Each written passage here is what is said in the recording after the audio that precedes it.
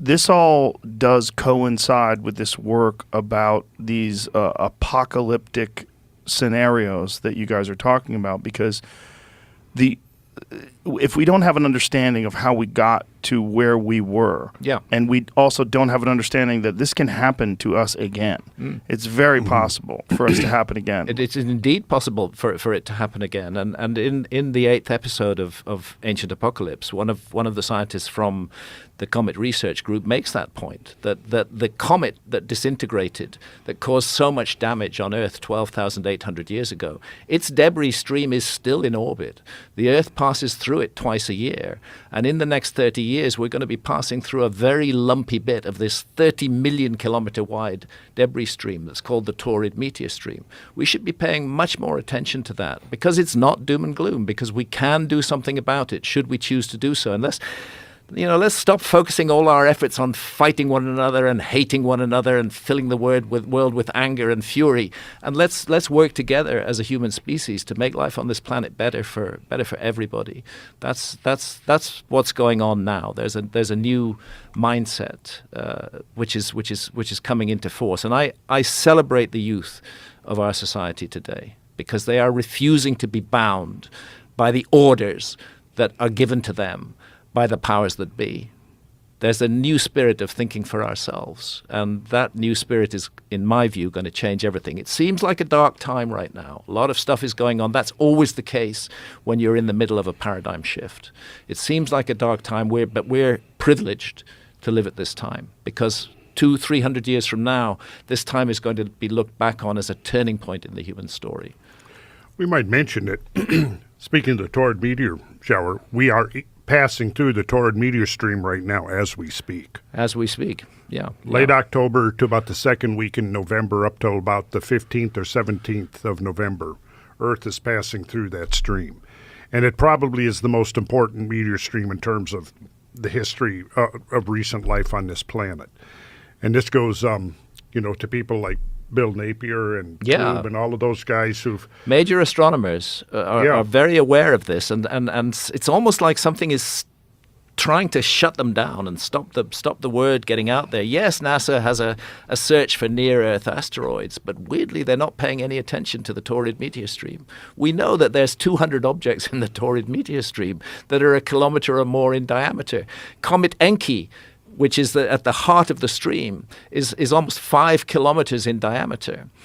These are all fragments of that original giant comet that began to disintegrate 12,800 years ago, and that the Earth ran into. So is this? What are you showing me, Jamie? This is a video on Twitter of the Taurid meteor stream. It's a great time to see shooting stars. Fireball pop up. Yeah. Bam. There they go. Mm-hmm.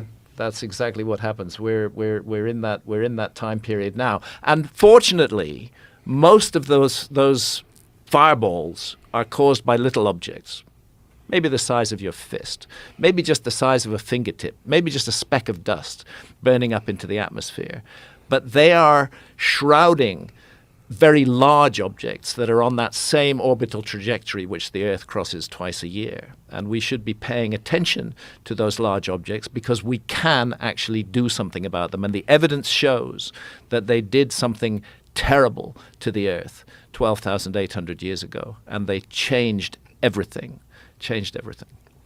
And that is what this Netflix series is all about. That's what Ancient Apocalypse is all about. It's why it's called Ancient Apocalypse, because that's what it ultimately comes down to. Now, there's masses of material in the series about the possibility of a lost civilization and presenting the evidence for a lost civilization. But ultimately, when you talk of a lost civilization, how did it become lost? What happened that took it away, that obliterated it from human memory?